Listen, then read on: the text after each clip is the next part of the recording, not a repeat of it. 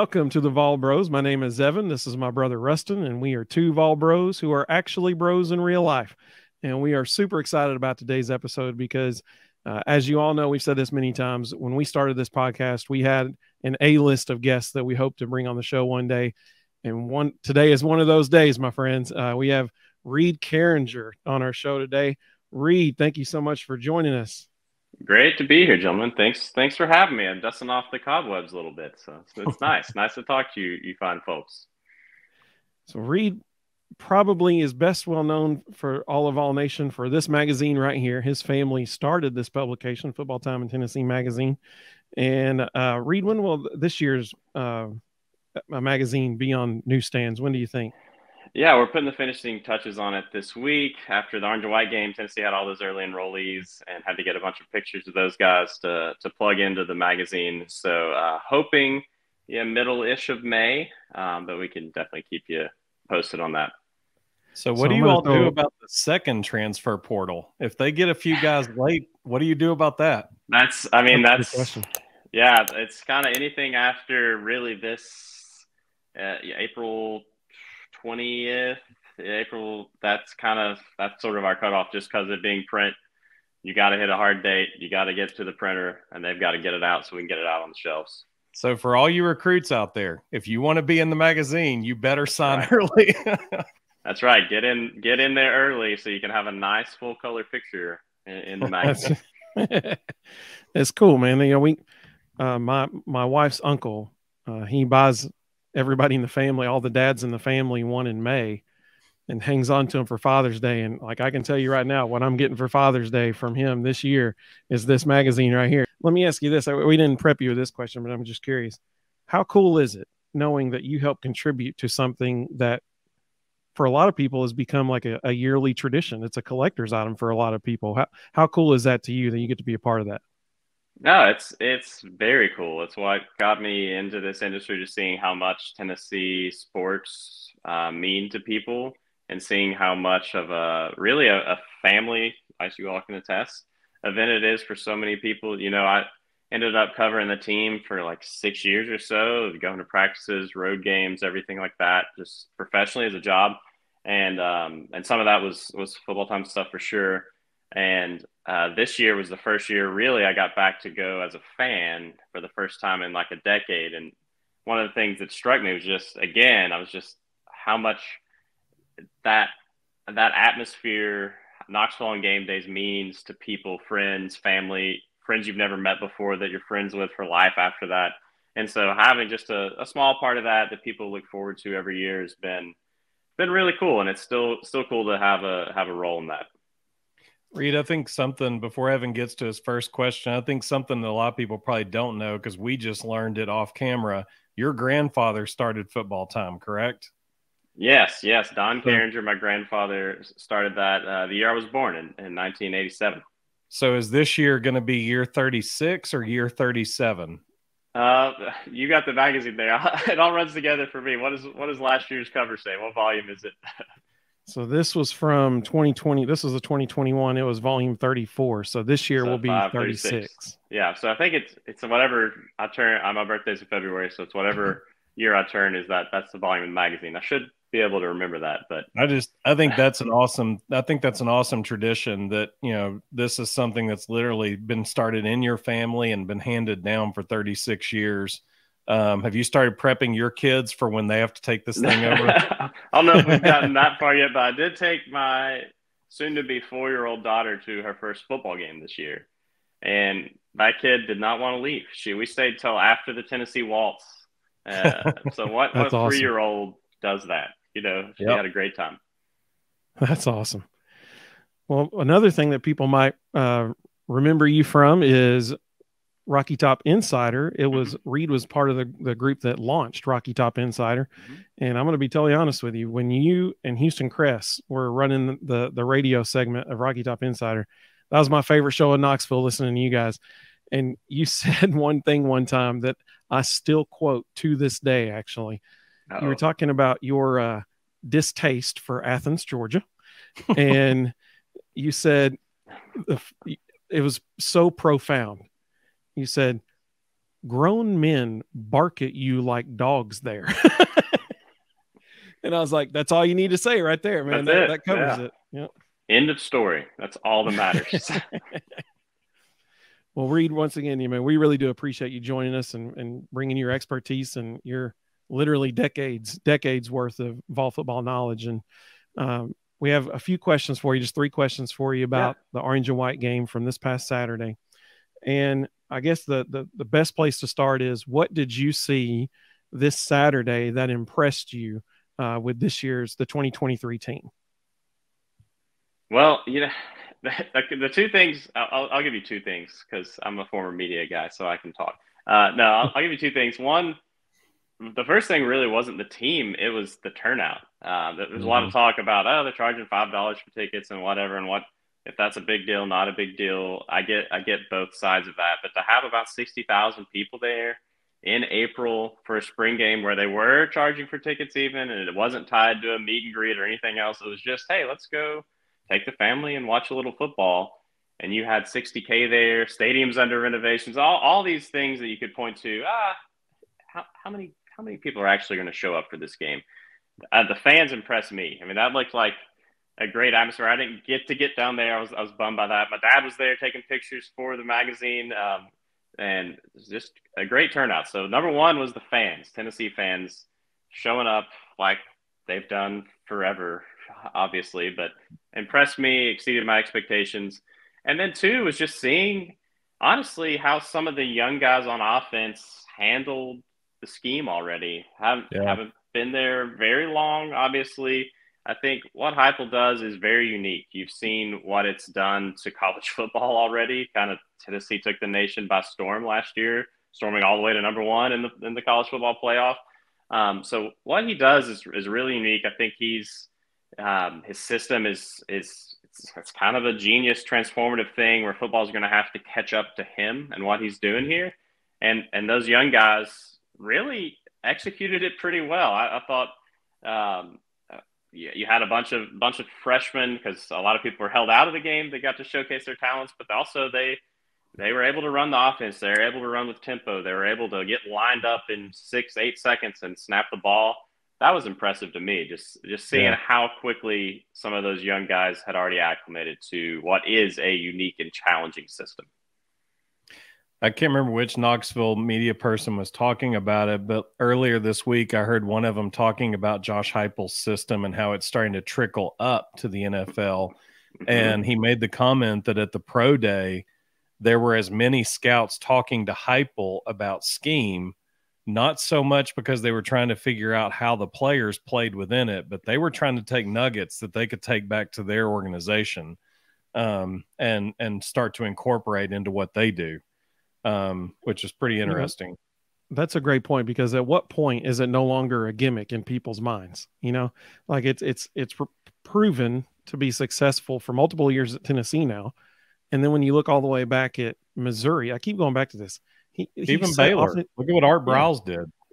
I mean, Heupel set SEC offensive records at Missouri, like, I mean, at some point people have to say, go ahead. They went from laughing stock of the SEC in offense to the top of the SEC in offense in 1 year under Heupel at Missouri. And then you saw, what did you see with Tennessee? You saw it repeated itself again. Yep. Once the day that he got hired, you can scroll back onto my timeline where everybody's melting down. I said, Tennessee is going to have a great offense next year. Book it. They're going to score a bunch of points. Football is going to be fun. And it's been better than I thought it was going to be. I think better than anybody thought it was going to be, except maybe Heupel. But it's not a gimmick. He's been doing this everywhere he's been for a decade, just putting up points, and it keeps working. Because part of that's because he keeps adapting too. He's not just running the same stuff he was running 10 years ago. Yep. I'm also glad that you mentioned that, there was such a great turnout in spite of the fact that there was not a fan meet and greet before the game. Mm-hmm. We actually had a question on one of our videos. Somebody had commented and said, can we meet the players? I mean, like that was something that we hadn't heard, people had been asking about, or and all the tweets that had been coming out, the daily, schedule for what was going to happen in the day, the music fest, all this kind of stuff. There was nothing in there about a meet and greet. And Right. so people were asking, like, is that going to happen? And even though it didn't, there was still that many people. So that's a great point. I'm glad you said that. Yeah, it was impressed me. I mean, that's always a big draw. It's cool, honestly. Like I always went down there and as a media member and took pictures. It's a good kind of public relations day too, and it's neat to see the fans, meet the players and stuff. I understand why they didn't do Yeah. it this year, but it's always a big draw, and they still had 60,000 people there. So Reed, I know I was a little disappointed that they held so many players out, but I understand why. But even with them holding the players out that they held out, what was your perception, or what are your thoughts about the fall? What area do you think they need to improve in the most? Well, pass defense is definitely continues to be a concerning aspect. I do think, when you really look at the numbers last year, the pass defense wasn't as bad as a lot of people make it out to be. Yeah. Their passing efficiency defense took a step forward last year from the year prior. So actually, there's some games that stand out in people's minds. There's some moments that stand out in people's minds, but their third down defense improved last year, really from an efficiency standpoint. Their passing defense improved last year. Obviously, teams were playing from behind a lot against Tennessee last season, so that led to skewing some of those numbers. But there's no doubt that's still the biggest weak point in this team for me. So I think you've got some guys with some more size, some more athleticism. You're starting to see some more depth just overall on defense, which will help the secondary as well. The more depth at linebacker, maybe you lose some guys on the defensive front, but I think they've just got some maybe more overall talent in that front seven or so. Yeah. So I think you're going to see that help the secondary as well. And you got some bigger guys back there in the secondary too. So that's the biggest thing for me. Hard to gauge in an orange and white game, obviously. Yeah. Anything along those lines. We talked about it a couple of weeks ago when we did our defensive line preview. I think the defensive line might actually be the deepest position on the entire roster. There's a lot of guys there that can really play. And, Rodney Garner loves to rotate 10, 12, 14 guys. And we all know the best secondary is based on the best pass rush. If you've got a good pass rush, all of a sudden your DBs are a lot better. So and having Gabe Judy Lolly back there this year is going to help too. It will. That's true, and I think Rustin, what you're saying, Tim Banks has echoed that from like Orange Bowl onto his media availabilities in spring. Is like, we got to get to the quarterback quicker. Heupel has mentioned it from Orange Bowl media availability on through the spring. That's been an area of emphasis, I think, for the team, if I'm reading between the lines correctly. So I do think you're going to see that. I think maybe they got more of the horses to get there. I haven't been able to fault that side of the ball really, because that's the talent level on that side has just not been an SEC caliber yet. It's not been there. Agreed. They've had guys, but it's not been there. I covered some teams where you walk out in spring and you look around and think, this is the SEC team. And then finally, I remember when Tennessee started recruiting better, and you look around and you think, looks like a football team. I think they're getting to that point. Even though they won 11 games last year, they're getting to the point of you think, looks like maybe an SEC roster now. We talked about it a couple weeks ago. At the beginning of spring practice, we talked about Keenan Peely was being interviewed after a practice, and he made the comment that this is a more aggressive defense than what he's used to. And we were like, wait, what? Because that's definitely not what we saw last fall. And BYU is a pretty attacking defense. They don't really play a whole lot of read. So for him to make that statement told me a lot about what they're trying to do defensively to help the secondary. For sure. That's they're gonna try to make that their MO. Attack, just like the offense attacks. They want to have that as their identity on both sides of the ball. And that's really, if you can point to a lot of things for why Tennessee's been successful so far under Heupel, but I think maybe overall is he's given that team in all three phases of the game an identity. They have an identity of, we want to cause havoc on defense. We want to put pressure on you on offense. And on special teams, we want to make some plays and bust up anything you've got. I think just that aggressive mentality has given that team as a whole an identity that carries its way through all the units. Yeah. And like you said, Reed, it makes football fun again. It's pretty fun. Yeah. Last year was it was a lot of fun. It's a lot of fun.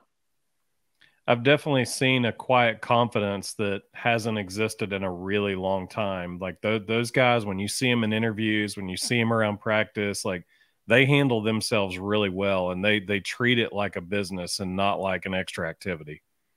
Yeah, I think that you're right, and there's not a lot of drama that maybe you'd expect with college kids too. And I think that starts at the top and the culture that comes from. And yeah, Heupel said a lot of things about just it having that identity and doing the things you have to do to execute it, and that's what they're going to do every day. And even year one, if you look at year one, they were close to winning a couple other big games. Didn't quite have the ball didn't quite bounce their way. But I think they knew after year one, all right, if we keep on this path, we're going to have some success. And I think you're just going to keep seeing that snowball. It helps to see results, obviously. And I think getting those in year two really, really helps that process. Yep. So who stood out to you? You watching the spring game, which player really surprised you? Hey, Cameron Selden maybe is the easiest answer there. The guy looked like he'd been in a college weight room for a decade. It's like he's an 8th year senior. No, he's a true freshman. What? He looked fantastic. I thought the way they used him too, just as an athlete, was really cool to see. I think there's some room. Obviously, Tennessee has been stacked at receiver and probably still will be this year, but there's some room in that offense, and they've done it at some other stops he's been for the running backs to get more involved in the passing game. So I think you could see that from him just with his skill set. Yep. But having 40 yards-ish rushing, 40 yards-ish receiving, and just looking like he had a grasp of what they wanted him to do was impressive. And you were talking about deep positions, Rustin. Defensive line deep, running backs deep. Running backs pretty deep, and they held out a lot of those guys. But to have Selden as an option there, running back, receiver, whatever they end up doing with him, really bodes well for Tennessee, who lost some big weapons this year. Yeah, they held out Jabari. They held out Jalen Wright. Deshaun Bishop looked great. Khalifa Keith didn't really get to do anything. He's going to be a stud. There's so much talent at that position.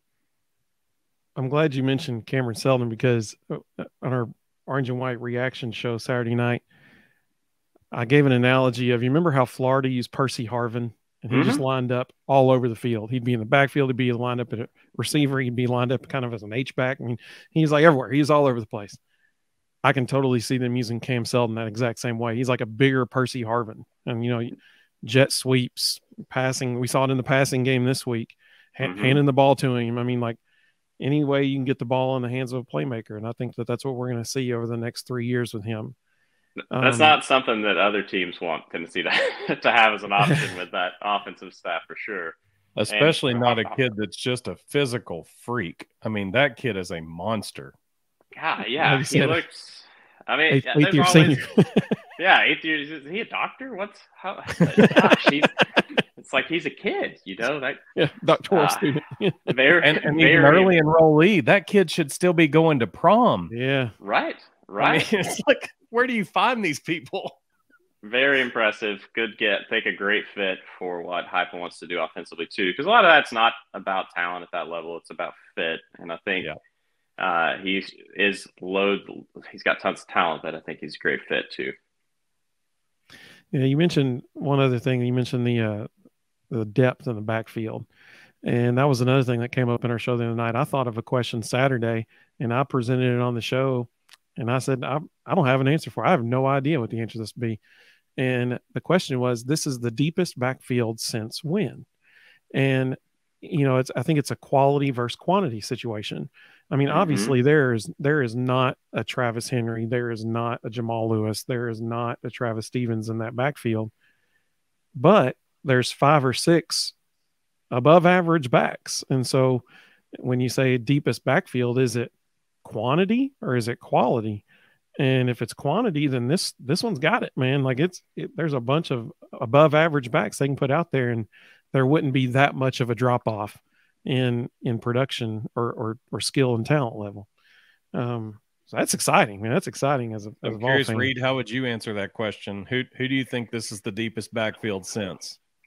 Yeah, I was thinking back to that. I don't know if they've had one recently that would go this deep as far as kind of the talent level from 1 to 4 or 5 and the drop off. Exactly. I'm thinking back. It's like I don't know really. Because you see Jabari Smalls.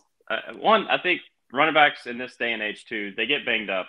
They're going to miss a couple of games. It happens everywhere. So you have to have more depth now than you had to previously, where you're running one back and maybe you have a guy spelling for 8 or 10 carries a game.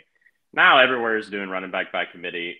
Tennessee's no different. Tennessee had 2 rushers in the top 15, I think, in the SEC and rushing yards a game last year. Jabari Small was second in the SEC in rushing touchdowns. He's like an underrated. If he got more touches, and depending on that, what Tennessee does offensively this year, you could see him making a push for some kind of all-conference recognition potentially, depending on touches. But if there's so much depth, will he get those touches? I don't know. Yeah. How do you keep them all happy? Perimeter and go. We've been talking about this for months. Like when you look at all the skill guys, not just the backs, but the slots, the splits, the tight ends. I don't know how they're going to get all these guys the ball. Like there's so much talent, and I don't know. When's the last time we could say that, right?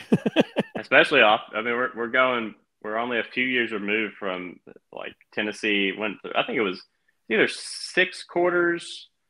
Maybe it was more than that, but it was a more than one game stretch where Tennessee's offense scored more points for the opponent than it scored for itself.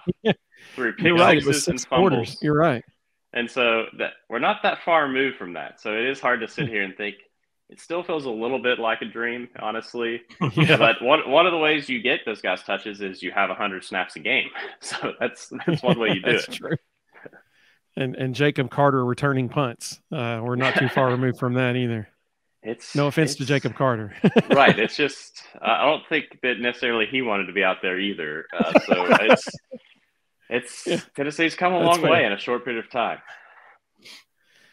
Well, Reed, we so appreciate you joining us, man. We respect you so much and your knowledge and I mean, it's been wonderful to get to talk with you. I want you to tell everybody about Hoof and Harness. I'm going to put that on the screen here. I'd like for you to tell everybody what this is and what your family does here. Yeah, my mom and stepdad run it's a nonprofit that they provide free equine horse therapy for kids and adults that have special needs, and it's all free of charge to the students and their families. So they're all donor driven. It's located out here in Strawberry Plains where I live, just in beautiful East Tennessee. And so Straw Plains, baby. Yeah, Straw Plains represent. It's a great organization. It's how they're spending their retirement is giving back to an underserved community. And so I help out a little bit with that when I can. And it's a great organization that has given thousands and thousands of lessons just absolutely free to these kids and adults who don't have a lot of things that they're able to really do and participate in. That's awesome. And, horse therapy is becoming so popular. So, I mean, like that is awesome. I so appreciate your family for doing that. We do have a surprise for you before we let you go. Reed, you have joined an elite group of people now. You are now an honorary bro. Yes. And so that is a big deal. And it comes with a prize. We are going to send you this shirt as a thank you for joining us. I mean, like, does it get any better than that? So. Next time I come on, can I wear that? I'm inviting myself back, and then I'm going to wear that shirt. You have a standing ovation. Okay. Anytime you want to get on this show, we will make it happen, buddy. I promise you that. That sounds good to me. I enjoyed it. Well, good. I'm glad.